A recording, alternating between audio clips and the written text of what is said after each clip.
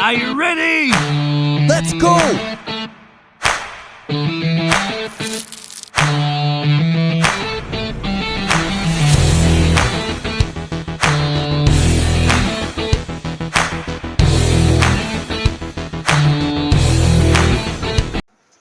Halo teman-teman, di video kali ini kita akan membahas salah satu tahap paling dasar tetapi sangat penting dalam pengujian perangkat lunak, yaitu unit testing. Namun, sebelum kita membahas lebih jauh tentang apa itu unit testing, ada baiknya kita melihat terlebih dahulu sebuah gambaran sederhana. Coba bayangkan sebuah situasi sederhana. Sebuah aplikasi terlihat berjalan dengan baik. Namun, ketika digunakan lebih lama, tiba-tiba muncul error kecil yang sebenarnya sepele, tapi cukup mengganggu pengguna. Oh no! Pertanyaannya, apakah error seperti ini bisa dicegah sejak awal? Jawabannya bisa. Salah satunya dengan melakukan unit testing.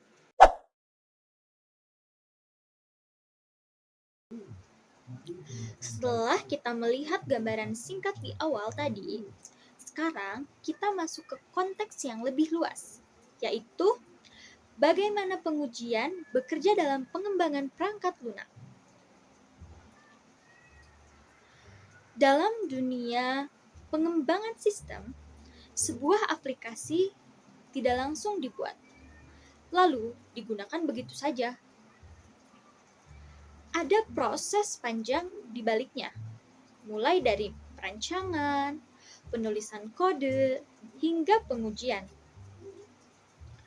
Pengujian sendiri bukanlah tahap tambahan yang dilakukan hanya jika ada waktu. Sebaliknya, pengujian merupakan bagian yang sangat penting karena berfungsi sebagai alat untuk memastikan bahwa sistem benar-benar siap digunakan. Tujuan utama dari pengujian adalah memastikan bahwa sistem yang dibuat sesuai dengan kebutuhan pengguna, berjalan dengan benar sesuai fungsinya, dan tidak menimbulkan kesalahan yang dapat merugikan pengguna. Dari berbagai jenis pengujian yang ada, salah satu yang dilakukan paling awal adalah unit testing. Mengapa dilakukan paling awal? Karena sebelum kita memastikan sistem berjalan sebagai satu kesatuan, kita perlu memastikan bahwa bagian-bagian kecil di dalamnya sudah benar terlebih dahulu.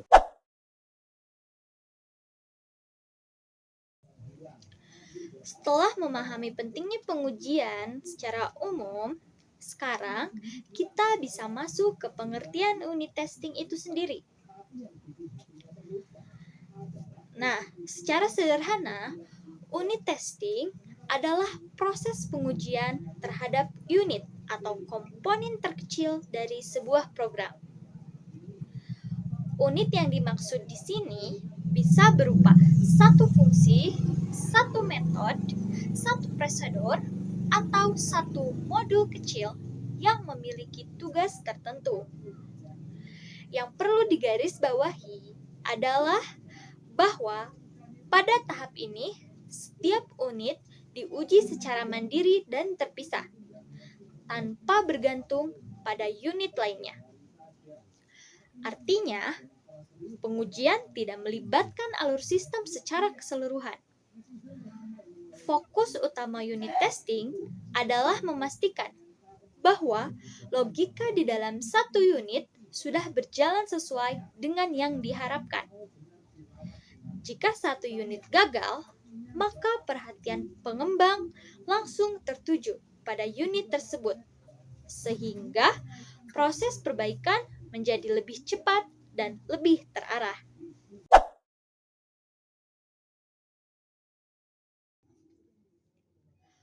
Untuk memahami unit testing dengan lebih baik, kita juga perlu mengetahui karakteristik utamanya.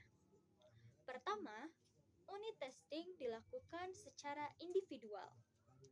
Artinya, satu unit diuji tanpa melibatkan unit lain, sehingga hasil pengujian benar-benar fokus pada fungsi tersebut.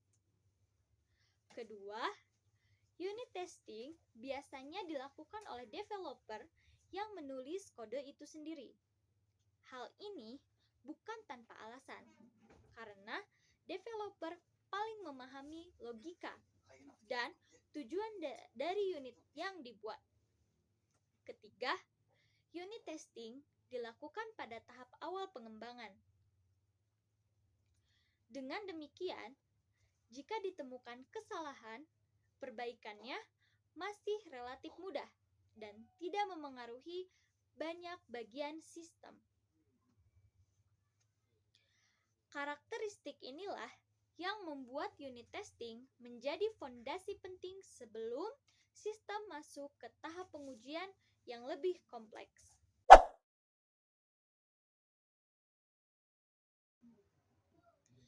Nah, sekarang saya akan mengambil contoh di dunia nyata. Agar konsep unit testing semakin mudah dipahami, mari kita gunakan contoh sederhana dari dunia nyata. Bayangkan sebuah mesin ATM. Mesin ATM terlihat seperti satu sistem utuh, tetapi sebenarnya terdiri dari banyak fungsi kecil. Di dalam ATM terdapat fungsi memasukkan PIN, fungsi mengecek saldo, dan fungsi menampilkan jumlah uang.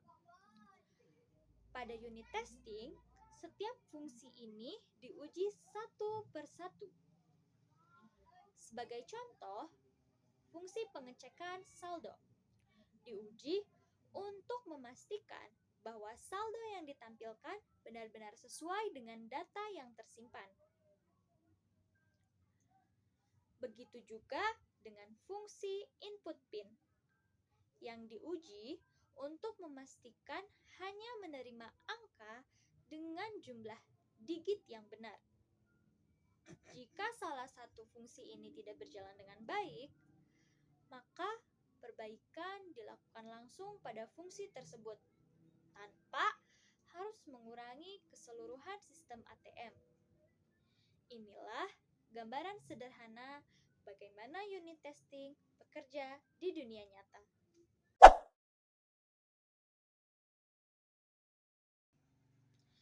Nah, sekarang saya akan mengambil contoh dalam aplikasi.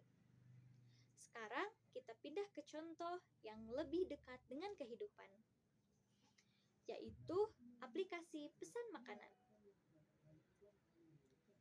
Dalam aplikasi tersebut, terdapat berbagai fungsi kecil yang bekerja di balik layar, seperti fungsi menghitung total harga, menambahkan item ke keranjang, dan menghapus item dari keranjang.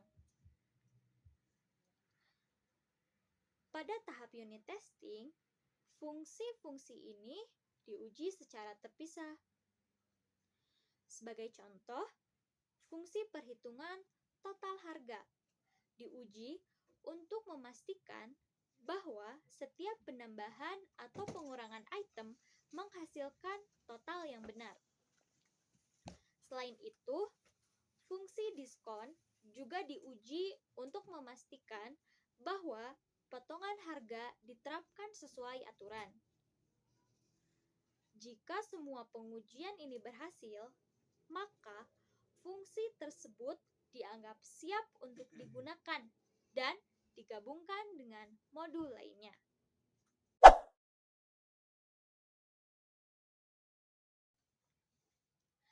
Nah, selanjutnya kita akan membahas tujuan unit testing. Unit testing tentu tidak dilakukan tanpa tujuan yang jelas. Tujuan utama dari unit testing adalah menemukan kesalahan sejak tahap awal pengembangan. Selain itu, unit testing juga bertujuan untuk memastikan bahwa logika program sudah benar dan sesuai dengan kebutuhan sistem. Dengan menemukan kesalahan lebih awal, proses debugging menjadi lebih mudah dan tidak memakan banyak waktu. Hal ini juga membantu mengurangi resiko kesalahan yang lebih besar pada tahap pengujian selanjutnya. Sekarang, saya akan menjelaskan kelebihan unit testing. Selain memiliki tujuan yang jelas, unit testing juga memiliki beberapa kelebihan. Salah satu kelebihannya adalah kesalahan lebih mudah ditemukan karena ruang lingkup pengujian yang sangat kecil. Selain itu, biaya perbaikan menjadi lebih rendah karena bug ditemukan sebelum sistem berkembang lebih besar. Kelebihan lainnya adalah kode program menjadi lebih rapi dan terstruktur karena setiap fungsi diuji secara mandiri dan memiliki tanggung jawab yang jelas. Kenapa unit testing sering diabaikan? Pada praktiknya, unit testing seringkali dianggap sebagai hal yang kurang penting. Banyak pengembang lebih fokus pada pembuatan fitur yang terlihat langsung oleh pengguna. Apalagi ketika dikejar oleh tenggat waktu. Unit testing sering dilewati dengan alasan ingin mempercepat proses pengembangan. Padahal, keputusan ini justru dapat menimbulkan masalah di kemudian hari. Tanpa unit testing, kesalahan kecil yang sebenarnya bisa dicegah sejak awal akan ikut terbawa ke tahap berikutnya. Akibatnya, bug tersebut baru terlihat ketika sistem sudah semakin kompleks dan saling terhubung. Nah, oleh karena itu, meskipun unit testing membutuhkan waktu tambahan di awal, sebenarnya pengujian ini justru membantu menghemat waktu dan tenaga di tahap selanjutnya. Kita akan mengetahui bagaimana dan apa yang terjadi ketika unit testing tidak dilakukan. Lalu, apa yang sebenarnya terjadi jika unit testing tidak dilakukan? Ketika unit-unit kecil tidak diuji secara terpisah, maka kesalahan di dalam satu fungsi dapat memengaruhi bagian sistem lainnya.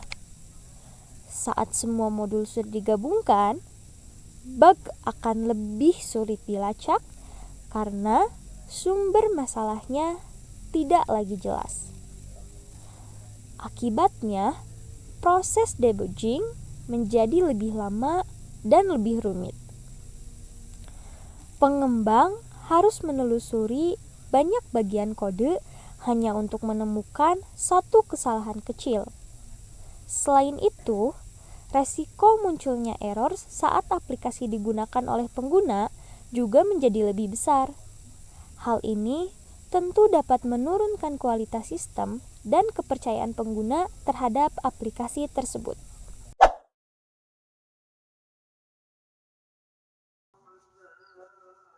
Wah, tidak terasa pembahasan kita sudah selesai.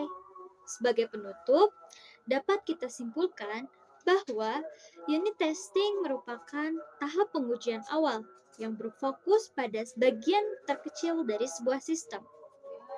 Meskipun pada awalnya terlihat sederhana dan sering dianggap sepele, pada kenyataannya unit testing memiliki peran yang sangat penting dalam menjaga kualitas perangkat lunak.